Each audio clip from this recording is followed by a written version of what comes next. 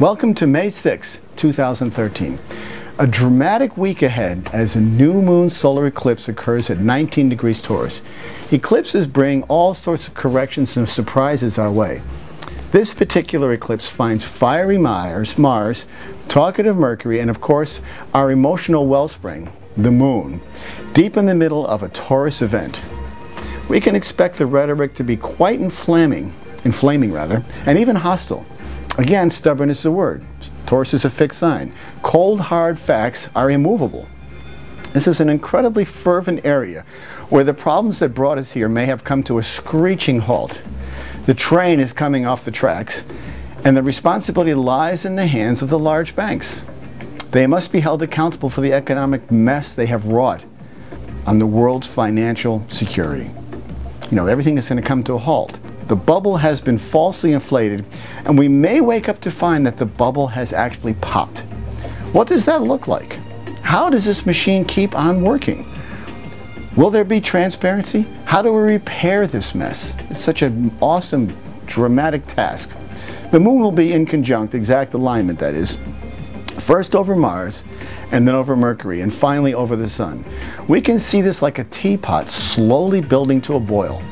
The tension begins as the flame is lit, which is Mars, and the heat begins to rise as the voices lobby to be heard, which is Mercury, but the emotions will be running way too hot. Overtalk and crushing confusion reigns as the venom and collapse of dialogue comes cavalcading down in a spiral of swirling words, talking loud and saying nothing. Frustration may be the other key word that comes to play this week.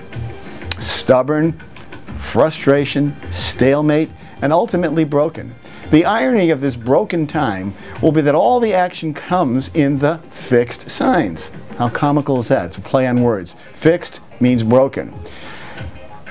The fixed signs of Taurus and Scorpio, who collectively rule the 2nd and 8th houses of the zodiacal wheel, are the ones that are in play. The 2nd house rules money and possessions, while the 8th house rules secrets, outside money, investments, and surreptitious deals. The fixity, which is the fixed quality, indicates the immovable nature of the conflict, and that's where the chain breaks. It's amazingly accurate when you look at this chart. True astrology, as we know, comes from the accuracy of the timing. When you know the exact details of the birth chart, the time, the date, the place, you can get incredibly precise, accurate information about what's going on in your personal chart. How this chart works is how it applies to the whole planet. How does this in fact impact you? Where do you have fixed signs in your chart? Where are you going to be feeling the pain? Where are you going to feel the tension as this yawing thing comes into aspect? Where are you going to feel it? One way to listen is to listen to my radio show each week every Saturday morning at 11 o'clock on Contact Talk Radio.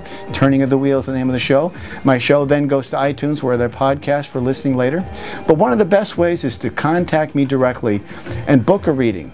Chris@chrisflisher.com, or go to my website, turningofthewheel.com. You can get there either way, chrisflisher.com or turningthewheel.com. Book a reading, find out where your potential is, and then live to that potential. And I will help you. And I'll see you next week.